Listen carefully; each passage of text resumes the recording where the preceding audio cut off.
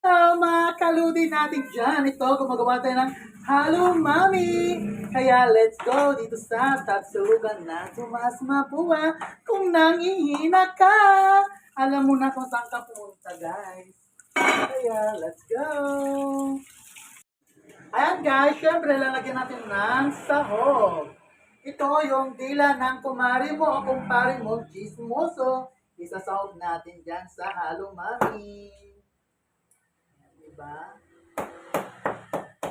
Masarap to guys. Kung mga... Ito yung tito. Tito ng kapitbahay. Char! Napili ka din? Yan guys. Ito naman yung laman na beef.